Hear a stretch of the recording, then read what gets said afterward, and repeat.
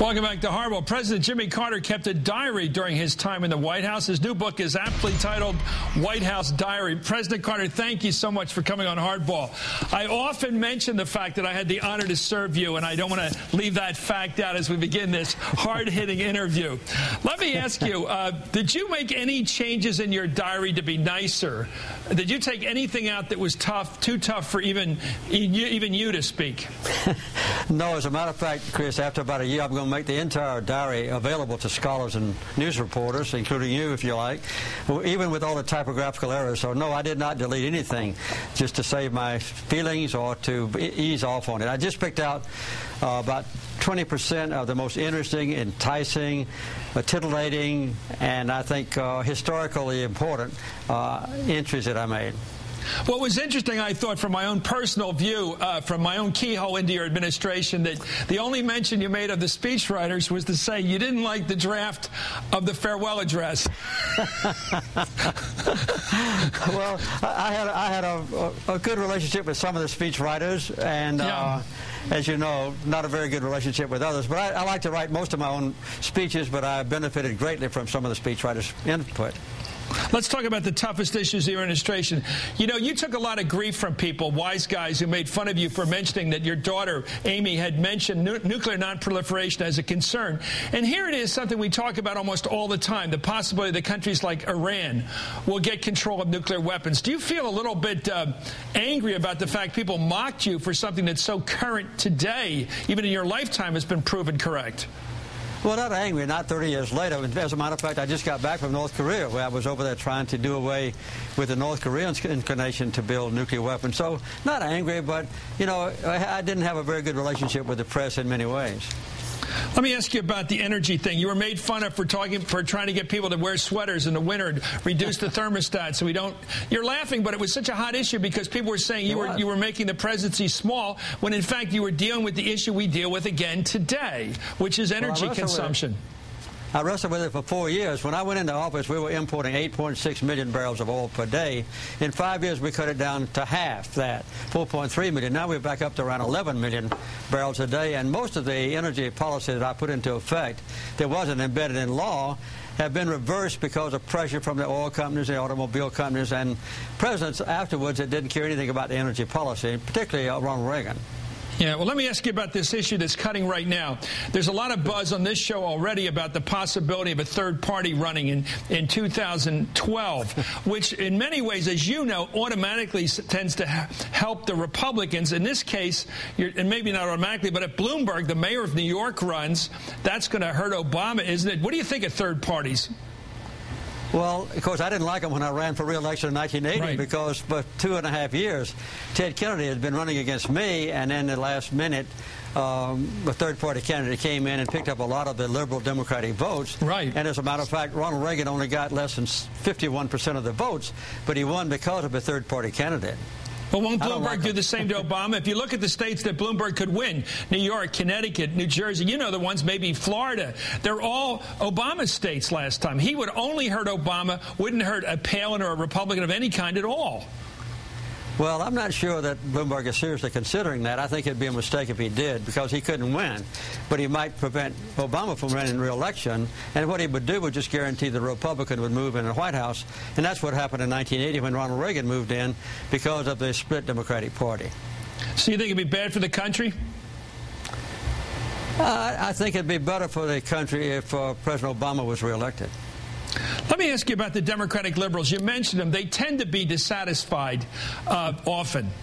There's a great old phrase, NDC. It meant New Democratic Coalition years ago, but it also means November doesn't count.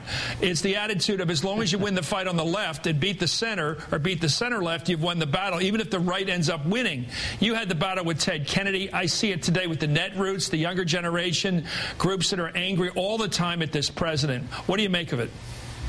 Well, I think there's no doubt in my mind that in history, this is the most polarized country and the most polarized partisan divide that we've ever seen.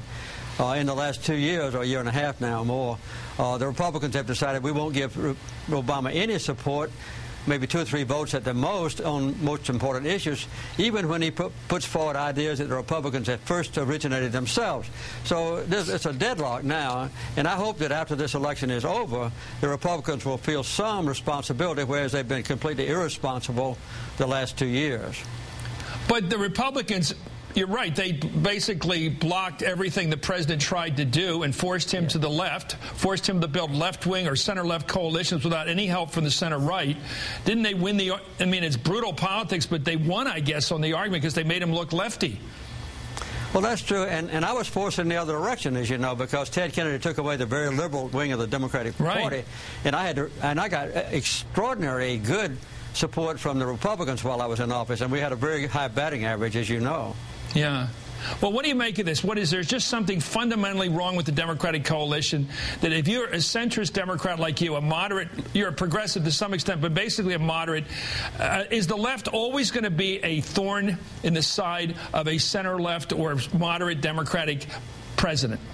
Well, I think the attrition rate has been even greater among moderate Republicans, and now the hard right, very conservative fundamentalist Republicans are taking over, and any moderate Republican is very likely to be on his way out of the House or Senate. Right. So I think that's what's happening, and the reason is that we've had such a tremendous infusion of enormous sums of money into the campaign chest of the candidates for Congress, the Senate, and presidency, and so now we are inundated with negative advertising that kind of takes over, and it polarizes everything, because the best avenue to success is to destroy the character and reputation of your opponent, and that animosity or distrust carries over into Washington and also generates very hard-line blue and red states in the country.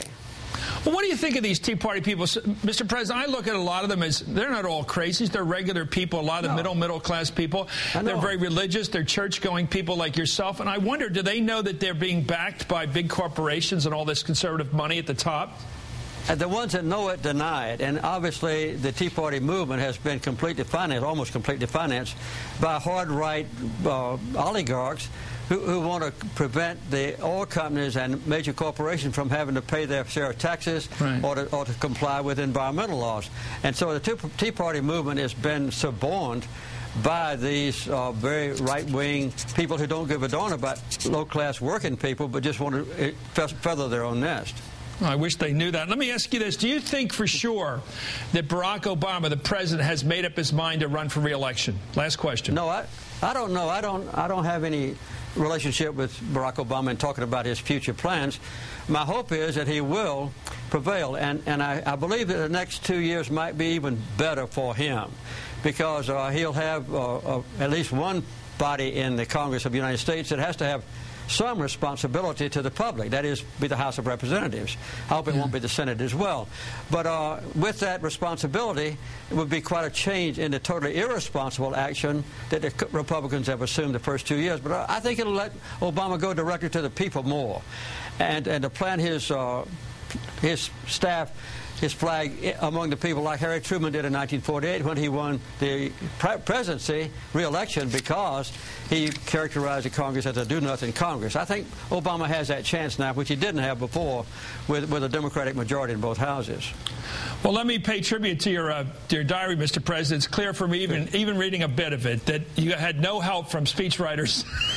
that no one got in your way. This was pure Jimmy Carter. And anybody wants to know what you really think, all they have to do is read this book, The White House Diary of Jimmy Carter. Thank you, Mr. President. It was an honor to serve you. It was an honor to have you on tonight. Thanks for coming on.